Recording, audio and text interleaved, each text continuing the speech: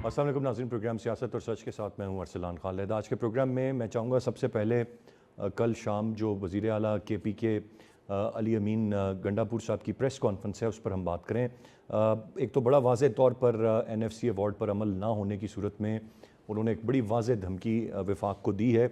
उनका ये कहना कि NFC अवार्ड के तहत जो रकम उन्हें मिलनी थी वो अब तक नहीं मिली। फिर उन्होंने सदर मुमलिकत की सेहतियाबी के लिए दुआ की और ये कि वो जल्द इजलास बुलाएं, और अगर ये NFC अवार्ड पर अमल नहीं हुआ तो फिर उन्होंने कहा कि सूबाई हुकूमत अपने तमाम तर वसाइल, अपनी तमाम तर मशीनरी इंक्लूडिंग पुलिस के साथ, सरकारी अफसरान के साथ इस्लामाबाद पर धावा बोलेगी। ये पहला मौका नहीं है कि वो इस्लामाबाद की तरफ आने की बात कर रहे हैं, चाहे वो उनके जमात के बानी PTI इमरान खान साहब हों या दीगर मामलात हों, वो इस्लामाबाद की तरफ आने, वहाँ धावा बोलने की बात करते हैं। और मुसलसल एक तासुर जो वो दे रहे हैं वो ये कि शायद KP के एक अलहदा से एंटिटी है, और फिर इसके साथ साथ अब उसमें मज़ीद जो चीज़ ऐड ऑन की जा रही है वो ये कि शायद इस एक सूबे के साथ कुछ इम्तियाज़ी सलूक किया जा रहा है और उसकी सूरत में ये इस्लामाबाद पर धावा बोलेंगे। फिर बिल्कुल ये अलग थलग नज़र आते हैं इस वक्त जो रियासत पाकिस्तान की पॉलिसी है, जिसमें अफ़गान मुहाजिरीन के हवाले से यहाँ पर ग्रैंड ऑपरेशन का आगाज़ किया गया है, डेडलाइन पहले ही गुजर चुकी है। उस पर वो अपना एक मौक़िफ़ रखते हैं जो कि वफाक का या रियासत पाकिस्तान का मौक़िफ़ है, उससे हट कर वो अपना एक मौक़िफ़ बयान करते हैं। फिर वो खारजा पॉलिसी के मामलात को अपने हाथ पर लेने की बात करते हैं। वो ये कि TORs उन्होंने भेजे थे वफाक को और वो मुज़ाकरात कर सकते हैं। ना सिर्फ ये बल्कि एक और अहम चीज़ उनकी प्रेस कॉन्फ्रेंस की कि उन्होंने बड़ा वाज़े तौर पर उनका ये मानना है कि हमारी हुकूमत, यानी कि जब वफाक में पाकिस्तान तहरीक इंसाफ की हुकूमत थी तो उस वक्त दहशतगर्दी का ख़ात्मा हमने यकीनी बना दिया था, लेकिन उसके बाद हमारी हुकूमत गई और फिर एक तासुर जो वो दे रहे हैं जो कि हकीकत नहीं है, वो ये कि फिर फ़ौज बॉर्डर पर क्या सूरत हाल है उसको भूल गई और इदारे जो हैं वो भूल गए, लॉ एंड ऑर्डर के मामलात को, और तमाम तर तवज्जो जो है वो हमारे ख़िलाफ़ क्रैकडाउन पर मबजूल हो गई। ये एक बयानिया है पूरा का पूरा उनका जो इस वक्त हमारे सामने है। लेकिन उनकी सूबे में मुसलसल तीसरी बार हुकूमत, सूबे की तमाम तर परफॉर्मेंस, उसमें नाअहलियाँ, बहुत सारे सवालिया निशान, वो तमाम तर चीज़ें यकीनन वो उनको एड्रेस नहीं करते और बहुत सारी और बातें वो ज़रूर करते हैं। और फिर इस पर ज़ाहिर वफाक से जो रद्द-ए-अमल आ रहा है उसमें यह कि 13 साल का हिसाब दें, लोग अरबों रुपए आप लोग खा गए, उसका कोई आप हिसाब नहीं देते और इस तरह की बातें करते हैं, तो यानी कि पहले आप उसका हिसाब दें। तो ये इस वक्त एक सियासी मंजरनामा है। एंड बिसाइड्स दिस जो चल रहा है वो इमरान खान साहब से इन लोगों की मुलाकात, फिर मुलाकात के बाद कोई टास्क सौंपना, फिर उससे बिल्कुल इनकार कर देना कि उनके इल्म में ही नहीं है जिन लोगों को कहा गया है कि वो इस्टेब्लिशमेंट से राब्ते बहाल करें।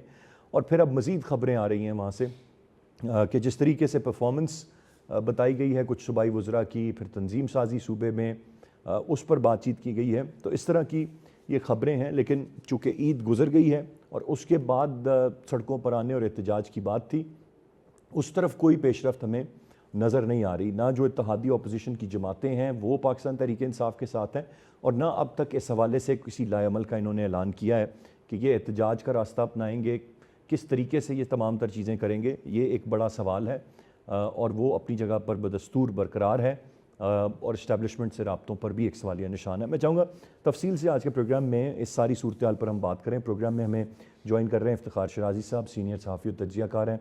बहुत शुक्रिया सर आपके वक्त के लिए। नौशाद अली साहब भी सीनियर जर्नलिस्ट और एनलिस्ट हैं, हमें प्रोग्राम में ज्वाइन कर रहे हैं। अब्दुल्ला गुल साहब सीनियर तज्ज़ियाकार हैं, सरबराह तहरीक जवानान पाकिस्तान, प्रोग्राम में हमारे साथ हैं। बहुत शुक्रिया सर आपके वक्त का भी। शराजी साहब, गुफ्तगू का आगाज़ आपसे करते हुए, बिलाशुबा NFC के मामलात कोई आज के नहीं हैं। NFC पर सवाल सूबों के और कंसर्न्स रहते हैं। मैं अगर आपसे पूछूं ओवरऑल इस प्रेस कॉन्फ्रेंस को जो कल की गई उसको किस तरीके से देखते हैं आप?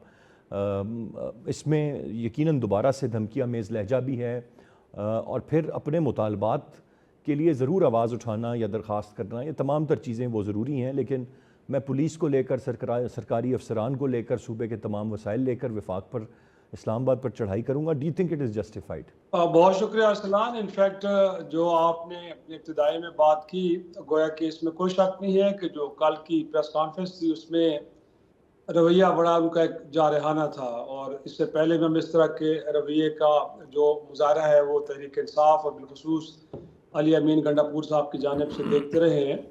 मैं समझता हूँ कि इसकी दो वजूहात हैं। एक वजह तो ये कि मरकज़ में बैठी हुकूमत जिस अंदाज में तहरीक इंसाफ की सूबाई हुकूमत को अंगेज कर रही है, गोया कि वो कुछ ज़्यादा एक तरह से मुस्बत तर्ज अमल नहीं है मेरा ख्याल में। होता यह है कि वफाक की एक इकाई है खैबर पख्तूनख्वा, और उनके जो कंसर्न्स हैं, आपको याद होगा कि किसी ज़माने में तो चीफ सेक्रेटरी और आईजीपी की तैनाती तक के मामलात के ऊपर सूबे को नहीं सुना जा रहा था और मरकज़ अपनी मनमानी कर रहा था। तो मेरा ख्याल में वज़ीर आला को एक होता है कि उसकी टीम के अंदर जो दो अहम प्लेयर्स हैं, वो चीफ सेक्रेटरी हो या सूबे का आईजीपी हो, कम अज़ कम वो उनकी मर्ज़ी का लगे, ताकि कल को उनसे पूछा भी जा सकता है कि जी आपने तो टीम अपनी मर्ज़ी की बनाई थी बट आप डिलीवर नहीं कर पाए। तो उस मामले पे भी रखने डाले गए। अब जी NFC अवार्ड गोया कि कल से लेकर आज तक वफाक की जानिब से ये तो नहीं कहा गया कि अली अमीन गंडापुर साहब जो कह रहे हैं वो गलत कह रहे हैं। इसका मतलब है कि अगर NFC अवार्ड के तयशुदा रकम सूबे को मिलनी चाहिए तो वो क्यों नहीं मिल रही, गोया कि गिला तो बनता है।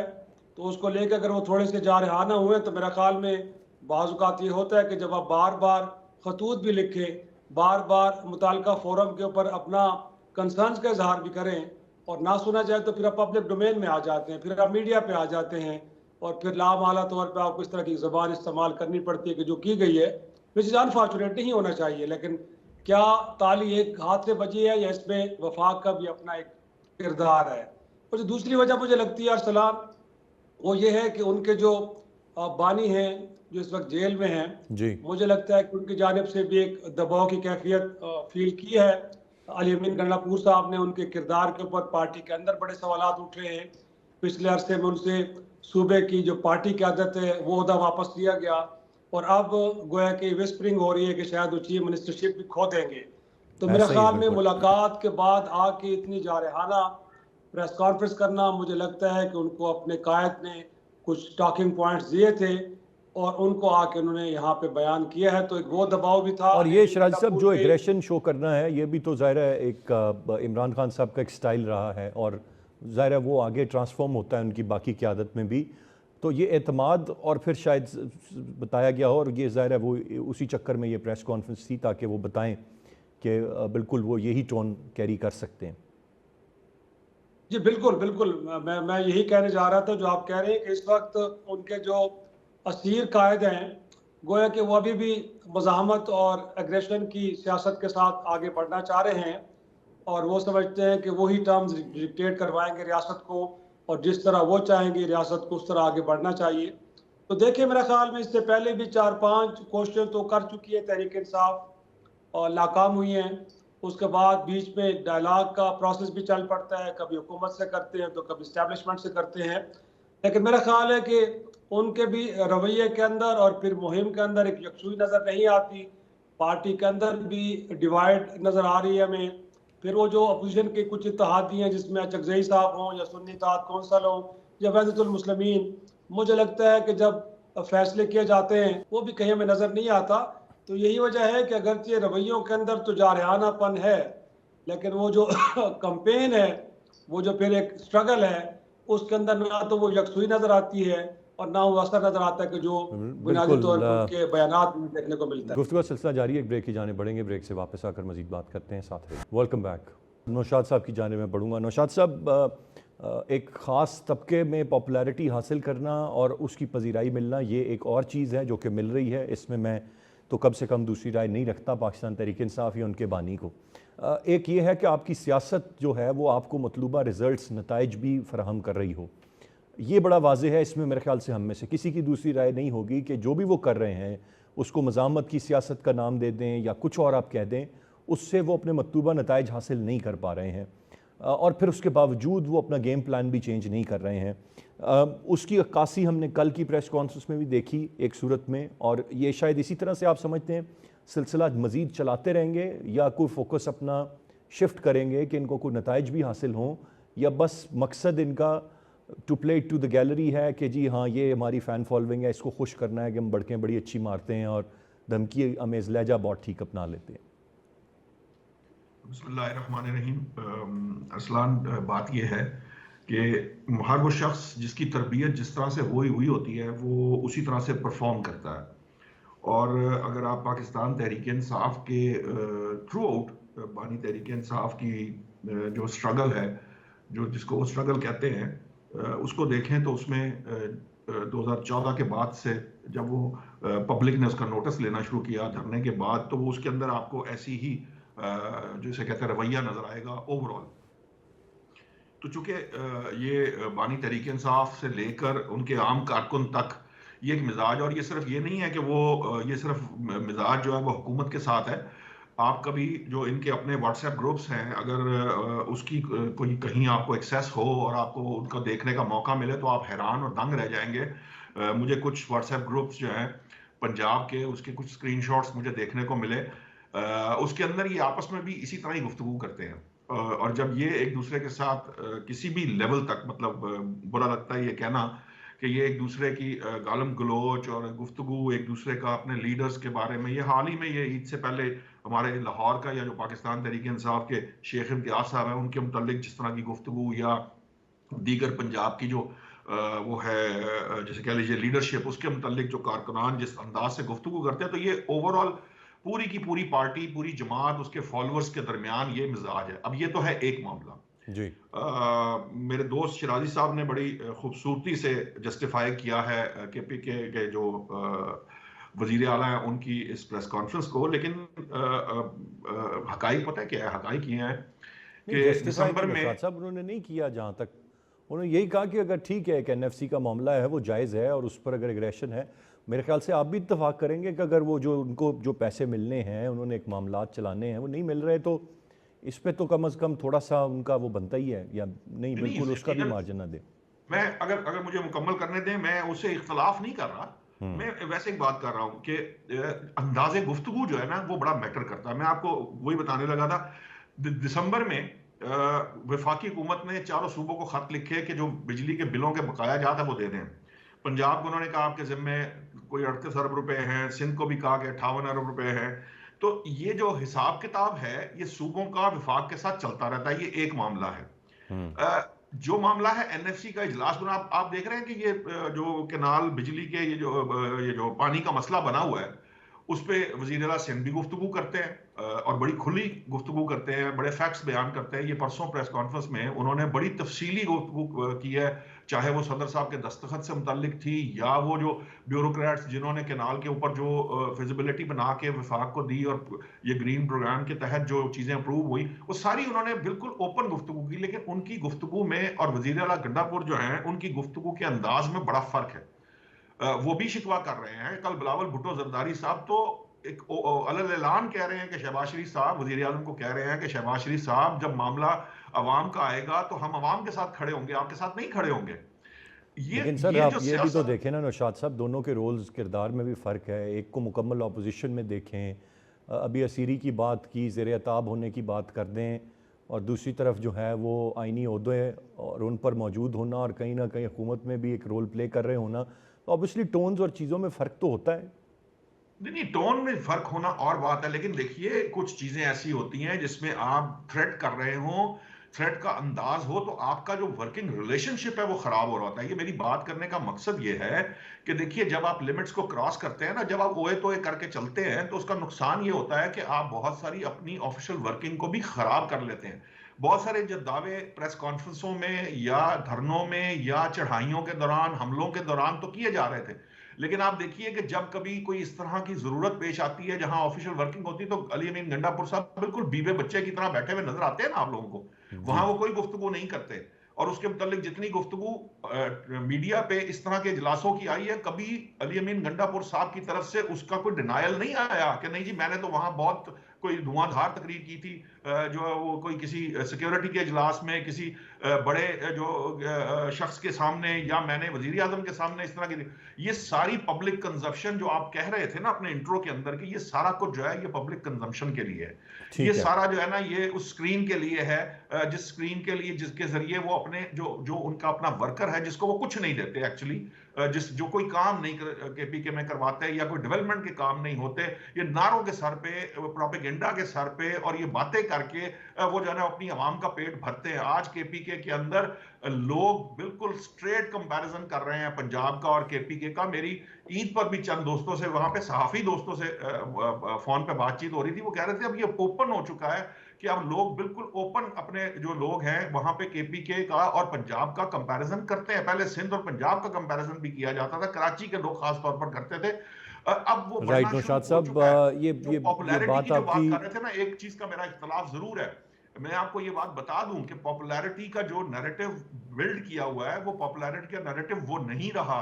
पंजाब में भी बहुत तेजी से पीटीआई जो है वो डिक्लाइन की जानिब है, और ओवरऑल भी जो ये जो पॉपुलैरिटी जिसके बारे में एक हवा क्रिएट किया था, ये अब मजीद वैसे नहीं है जैसे राइट सर, बिल्कुल थी सर, जा रही। पॉइंट आ गया नौशाद साहब। मैं अब्दुल्ला गुल साहब की जाने पढ़ूंगा। गुल साहब, आप कैसे देख रहे हैं? मैं सिर्फ एक इस प्रेस कॉन्फ्रेंस के पैराए में नहीं इसको देखना चाहता, ये ओवरऑल एक रवैया है जो चला आ रहा है। और विफाक के मामले पर देखें, इसके चूँकि मैं जब एनएफसी की बात करता हूँ तो मैं शराजी साहब से यहाँ पर मुत्तफिक हूँ कि एक तो वो मिलना चाहिए, उनको जो भी अवार्ड है उस पर अमल होना चाहिए, और उस पर अगर कहीं थोड़ा सा गम गुस्सा वो नज़र आता है तो ज़ाहिर है सूबे के मामला चीज़ें चलानी हैं वो ठीक। लेकिन जब आप दूसरी बातें करते हैं, जब आप इंटेलिजेंस बेस्ड ऑपरेशंस पर सवाल गो कि मैं इस पर आऊँगा, लेकिन बहुत सारी और चीज़ों पर भी जब आप नुक्ते उठाना शुरू कर देते हैं और कहते हैं कि जी हम बिल्कुल एक अलहदा हैं, अपनी ज़्यादती का तासुर देते हैं, ये पूरी की पूरी प्रेस कॉन्फ्रेंस या माजी की इस तरह की प्रेस कॉन्फ्रेंसेस किसी तरीके से जस्टिफाइड हैं गुल सर? बहुत शुक्रिया। देखिए, पहली बात यह है कि हमें ये समझना जरूरी है कि वो उन्होंने ऐसी प्रेस कॉन्फ्रेंस क्यों की। क्या वो अपनी लॉयल्टी प्रूव करना चाह रहे हैं, अपनी लीडरशिप को more loyal than the king बात कर रहे हैं, या फिर वो अपनी वजारत आला को संभालने के लिए ये सब कुछ कर रहे हैं? उनके ऊपर एक, आपको पता है, नंगी तलवार की सूरत के अंदर इस टाइम पे जुनैद साहब और तैमूर सलीम झगड़ा जो है वो उनके ऊपर मुसल्लत किए गए हैं, जिसको वो बिल्कुल पसंद नहीं कर रहे। पार्टी के मामलात से उनको दूर रखा गया है। उनको ये शक पड़ रहा है कि मैं अपनी वजारत आला जो है वो शायद नहीं रखूंगा, मुमकिन नहीं रख सकता कि उसको मैं आई शुड कीप इट। इसलिए वो इस किस्म की पहली बात है प्रेस कॉन्फ्रेंस कर रहे हैं। अगर माजी को देखा जाए तो फिर अगर वो पुलिस के साथ आए थे तो याद होगा कि फिर उनकी पुलिस ने तो उनका साथ छोड़ दिया था, तो फिर क्या हुआ था? तो फिर ये बातें ना किया करें, मेरे ख्याल में इससे उनका जो है वो इमेज कोई डिस्टॉर्ट होके पेश हो रहा है। दूसरी बात जो है, आप देख लें कि जाफर एक्सप्रेस के वाक़े के बाद बलूचिस्तान के अंदर जिस तरीके से हुआ वाक़यात, तो पूरा पाकिस्तान जो था वो दहशतगर्दी के खिलाफ एक मुतहद नजर आया। सोशल मीडिया प्लेटफॉर्म पे मां सवाए चंद एक लोगों के, जिसके अंदर पीटीआई के भी लोग जो थे वो सरे फहरिस्त थे, इस बात को लोगों ने, अवाम ने रद्द कर दिया और मजमूई तौर पर इसको पसंद नहीं किया गया। इसलिए उनकी पॉपुलैरिटी में यकीनन बहुत एक, मेरे ख्याल में, धचका लगा है। और तीसरी चीज जो इसके अंदर है वो ये है कि तहरीक इंसाफ के पास जो ऑप्शंस हैं, अगर वो they should keep investing in failure, यानी कि वो हमेशा खसारे के ऊपर मजीद इन्वेस्ट करना चाहते हैं, तो फिर मेरा ख्याल है उनको समझना चाहिए कि पहले वो रजू करें 9 मई के वाक़यात। इसी तरीके से जो उनका aggressive behaviour, anti state behaviour और एक बागियाना अमल, ये जो आपने शुरू में बात की कि आप जी हम अफगानिस्तान से एक खारजा पॉलिसी अपनी अलहदा क्यों नहीं बना सकते, ये वो तमाम बातें हैं जो जाहिर है रियासत को कभी भी इस चीज के लिए पसंद नहीं आएगी। यही वजह है कि उनके मज़ाकरात जो है वो सिविल हुकूमत के साथ कामयाब नहीं होते। यहाँ मैं आपको ये जरूर बताता चलूं, उनके मज़ाकरात किसी भी मिलिट्री एस्टेब्लिशमेंट के साथ कभी भी नहीं हो रहे। तो अच्छा, ये बात तो बड़ी वाज़ेह है। नहीं अब हो दूसरी रहे, बात मतलब इसके इस अंदर, वक्त as we speak of now नहीं हो रहे, माजी में नहीं होते रहे, बैक चैनल कोई राब्ता नहीं रहा, कि पूरी बात को आप निगेट कर रहे हैं नहीं, या सिर्फ ये अभी की बात कर रहे हैं कि फिल वक्त नहीं हो रहे?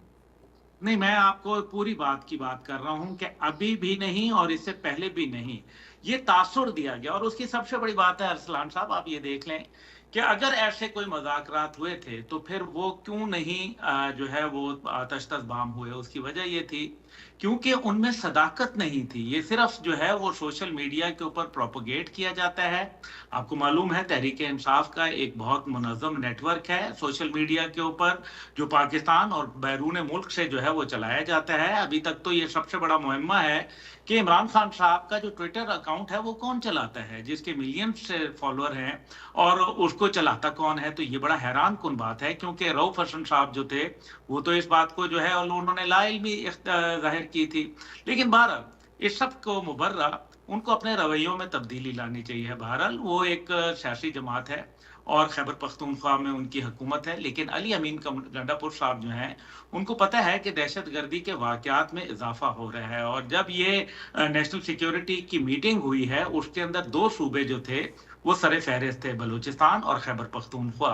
इस वजह से वहाँ जो पहले 600 अरब जो दिए गए थे वफाक की जानिब से वो कहाँ गए, और उनके मुतल्लिक जो है वफाक पूछता है कि जनाब आप बताएं कि आपने जो कैपेसिटी बिल्डिंग करनी थी इदारों की, खास तौर पे पुलिस और काउंटर टेररिज्म डिपार्टमेंट की, वो कहाँ की गई और क्यों नहीं की गई।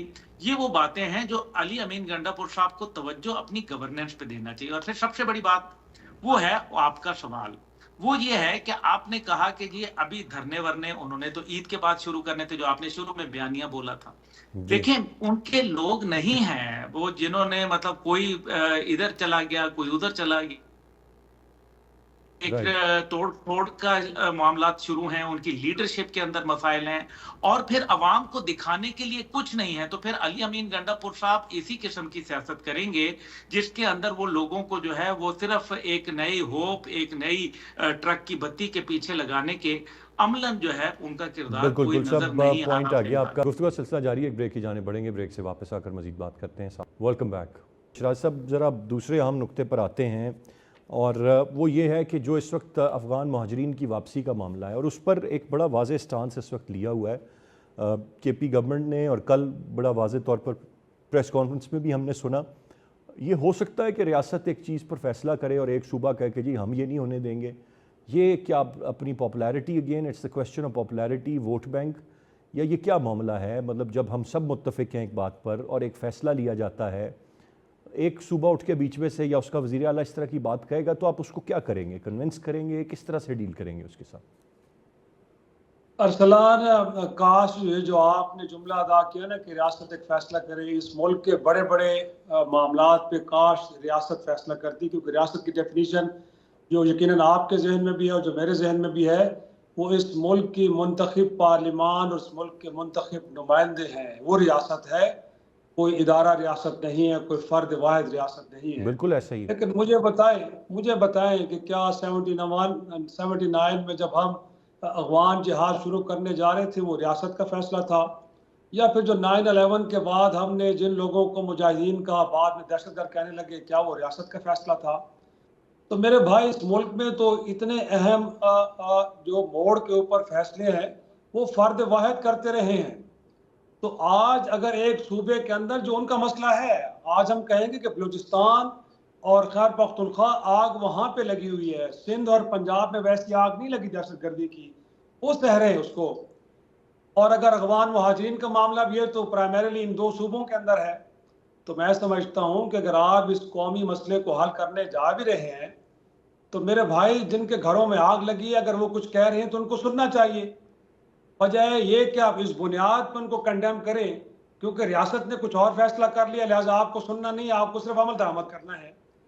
तो मैं अच्छा, मुझे सर एक बात बताइएगा, आपकी बात में बड़ा वजन है शराज साहब, लेकिन जब ये बात कहते हैं, अब चलें बतौर पाकिस्तानी मैं और आप या बाकी हमारे जो पार्टिसिपेंट्स हैं, जब हम बात ये कर रहे हैं, अब गंडापुर साहब ने भी यही बात की कि इनसे प्यार से, ये प्यार वैसे बतौर पाकिस्तानी मेरे लिए फ़र्क नहीं है कि वो खैबर पख्तूनख्वा में या बलूचिस्तान में या सिंध में पंजाब में जिसकी जान जा रही है, इंसान है, पाकिस्तानी है, ये मैटर करता है।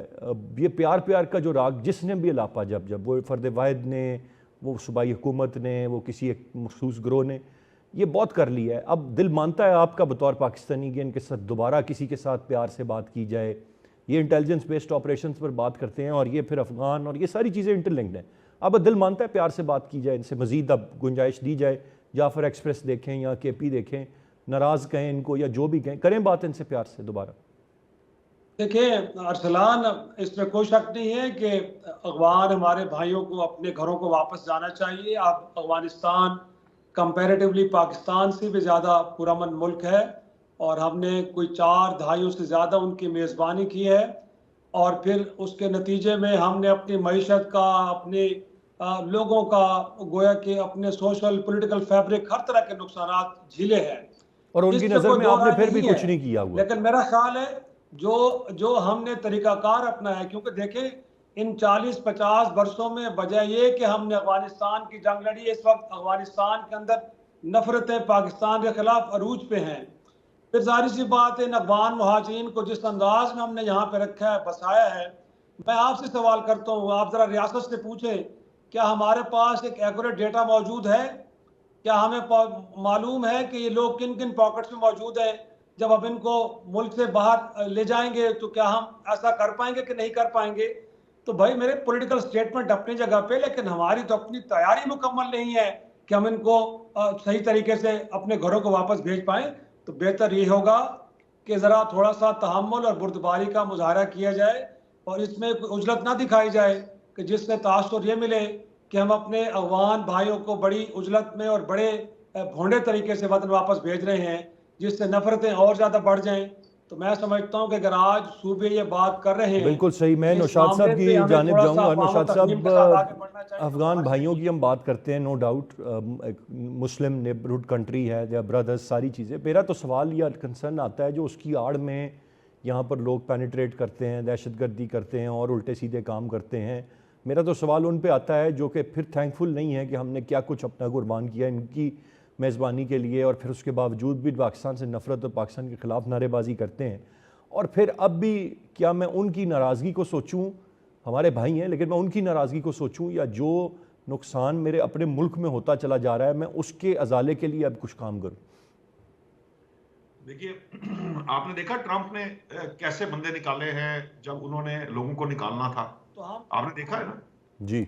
रियासत जब निकालती है लोगों को तो वो इस तरह से निकालती है, लेकिन हम अफगान भाइयों को वैसे नहीं निकाल रहे। मुझे ये बात ही समझ में नहीं आ रही। उनको यकीनन प्यार से, मोहब्बत से, इज्जत एहतराम से वापस भेजना चाहिए। आप मुझे बता दीजिए कि कौन सा ऐसा इज्जत और एहतराम में उनके कमी आई है, वो क्या हुआ है? मीडिया सबके सामने है, वहां ऐसा क्या हो रहा है जो मीडिया की नजर में नहीं आया? और हमने ऐसा क्या किया है? क्या हमने उनकी कोई जायदादें छीन ली हैं? क्या हमने उनके पैसे छीन लिए हैं? मसला ये नहीं है। मसला ये है कि ये जिन जिन लोगों के पेट में इस मामले पे दर्द है उसकी वजह है, ये अरबों खरबों रुपए का मामला है। आपको याद है कि जब स्मगलर पकड़े जाएं, पेट्रोल की स्मगलिंग पकड़ी जाए तो आपको अफगान भाई मिले, जब आपको करेंसी की स्मगलिंग पकड़ी जाए तो आपको अफगान भाई मिले, जब कमोडिटी गंदम और इस तरह की चीजों की करेंसी वो जो है स्मगलिंग पकड़ी जाए तो अफगान मिले, दहशतगर्दी के ऊपर आप हाथ डालें तो आपको अफगान मिले। हमारे ये अफगान भाई जो हैं असल में दरअसल ये यहाँ इन्होंने ये अमेरिका बना रखा था, ठीक है? इन्होंने यहाँ पे नेटवर्क्स कायम किए हुए हैं, और जिस जिसको केपीके में जिस जिसके पेट में दर्द है वो इसलिए है कि वो उनके साथ उनके सहूलतकार, उनके फाइनेंसर्स और उनका सिस्टम उनके जरिए चलता है, ये उसकी दर्द है। वरना मुझे आप बता दीजिए साहब, एक और चीज़ भी ऐड कर दें इसमें, बलूचिस्तान में भी और केपी में भी क्या आपसे मुझसे ढका छुपा है कि जितनी बड़ी तादाद में इनके जाली शनाख्ती कार्ड और चीज़ें या मतलब गलत तरीके से बना के इनको वोटर्स फहरिस्त में शामिल करके भी वोट लिए? यकीनन मैं ये बात उस तरफ आ रहा था। अब मसला ये है कि दो जमातें ऐसी हैं, पाकिस्तान तहरीक इंसाफ और जमीयत उलमा इस्लाम, जिनके वोटर्स जो हैं वो लोग हैं जिनमें बहुत सारे अफगान महाजरीन शामिल हैं। ये जो कहते हैं ना हमारे यहाँ जी कैंपों में नहीं रखा गया, ये हमारी बड़ी पॉलिसी, यकीनन हमारी जो रियासत की पॉलिसी अफगान भाइयों के लिए किसी जगह पे बहुत नरम भी रही, किसी वक्त में बहुत नरम रही, जिसकी वजह से ये नुकसान। ईरान में देखा आपने कैसे रखा है? आप ईरान को देख लेना, उतने ही साल रखा है, लेकिन उन्होंने किस तरह रखा है। ये तो हमारे यहाँ ये मिजाज है, क्यों? और वो रखा भी, ये मैं बताऊं पॉलिसी में मैं जरा नौशाद साहब क्विकली ना इसी पर जरा थोड़ा सा मैं गुल साहब का भी पॉइंट ऑफ व्यू लूंगा, वक्त मेरे पास महदूद है। गुल साहब, मैं कतन नहीं कहता हूँ और मेरे ख्याल से हम नहीं चाहेंगे, अफगान हमारे भाई हैं और उनमें बहुत अच्छे लोग भी हैं, बहुत। आप एक पूरा मैकेनिज्म बनाएं जिस तरह दुनिया में होता है, एक प्रॉपर तरीके से जो भी यहाँ हैं, या तो वो एक प्रॉपर तरीके से ना सिस्टम मौजूद रहें और जो आना चाहते हैं वो भी एक तरीके के थ्रू आएँ, ताकि ये जो बहुत कुछ गलत हो रहा है ये सारा सिलसिला रुक सके, और जो इलीगल तरीके से चाहे इनकी बहुत सारी जगहों पर कब्ज़े हैं, मामलात हैं, कारोबार को डैमेज करना है, वो चीज़ें रुक सकें। और वो दुनिया के किसी भी मुल्क में रुकनी चाहिए, और उसको कोई अच्छा अफगान भी नहीं सपोर्ट करेगा जो गलत हो रहा है, चाहे वो यहाँ होगा चाहे अफगानिस्तान में होगा। अरसलान साहब, आपको मालूम है कि मैं इनके मुतल्लिक बहुत अच्छी राय रखता हूं और हमने बड़े सपोर्ट भी किए और उसकी वजह से हमें बहुत मुसीबतों का भी सामना देखना पड़ा।